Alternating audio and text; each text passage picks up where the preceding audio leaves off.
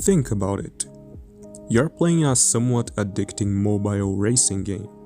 It's not surreal or anything groundbreaking, but it's fun. Why is it so fun? Why did it become so famous? Sure, it's a racing game, but the real reason wasn't because of speed. It was about the physics, the simplicity, and how challenging it was to beat your own records. One of the key aspects of playing it was being patient. The maps were long and you had to deal with the terrain using your vehicles. A few years later, the second game of the franchise came out. Even though the car idea wasn't exactly the same, this one had a bigger focus on racing and multiplayer. But the car philosophy remained.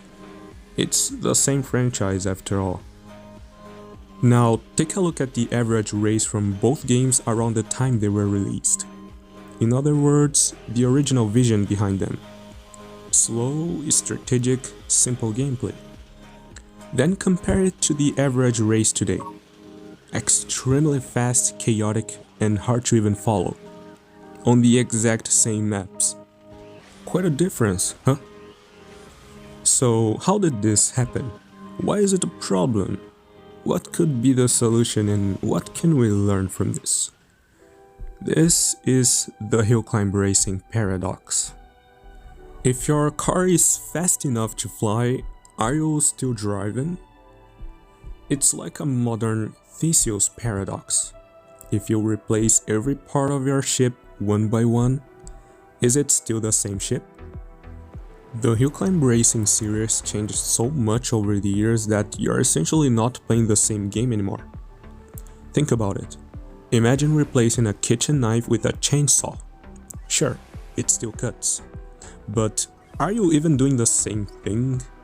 Does it make sense to use the chainsaw here? It's the same with hill climb racing. Especially hill climb racing 2.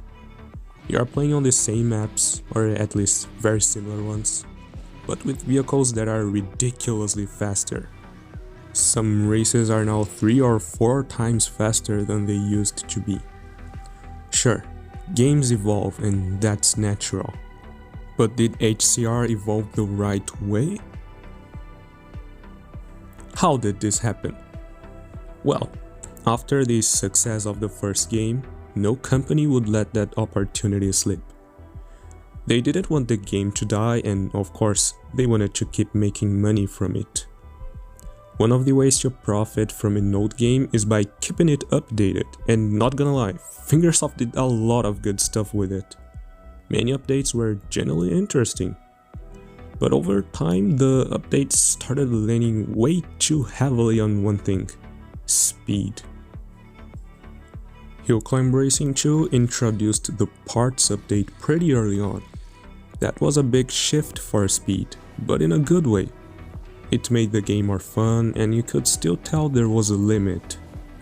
They added a few other speed-based updates after that, like the Afterburner, but nothing too crazy.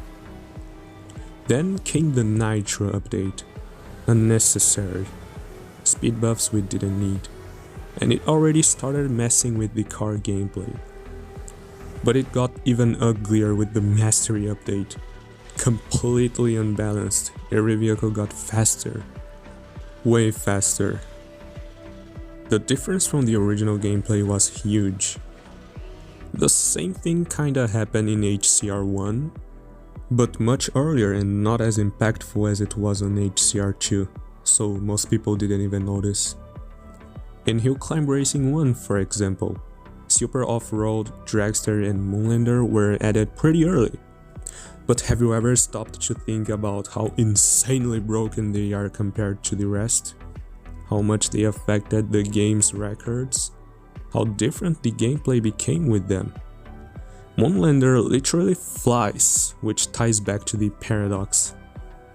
Those things were always there, we just didn't notice. Now, why is this a problem? Sure, problems are somewhat subjective, but in most cases it's not a good idea to hyper-focus on improving one thing while neglecting others. That creates inconsistency, Here's another analogy. Imagine a building with a small lounge area on the ground floor, made for the residents to relax. Over time, the owner keeps adding more floors and bringing in more people, but the lounge area stays the same size. At some point, it's just gonna be too crowded, and that's gonna lead to some problems. That's what happened here. The vehicles got way too fast for maps that were never meant to handle them. What could this solution be then? This is the most important part. And let's be real, we can't go back and undo the past. Sure, they could remove some of the new features, but I don't think that would be the best solution, and honestly, they would never do that anyway. But one thing I really admire in some games, and that I think more games should do, is give player options. The more options, the better. Giving options is like expanding your world without messing with what's already there. Imagine if Hill Climb 2 had a classic mode, where you could only use 3 parts, separate from a speed mode, where you have access to Mastery and Nitro. Or if Hill Climb 1 had visual filters separating vehicles by categories like fast, stable, adherent, each with their own leaderboards alongside a global one. That would be so cool. Another option would be to keep some of these crazy mechanics exclusive to events, kinda like what they're already doing with Super Parts Bros in HCR2, where speed gets buffed again. Wouldn't be surprised if they attempted to bring that into the main game one day. And one of the best solutions, adapt the rest of the game. If the vehicles don't fit the old maps anymore, expand them.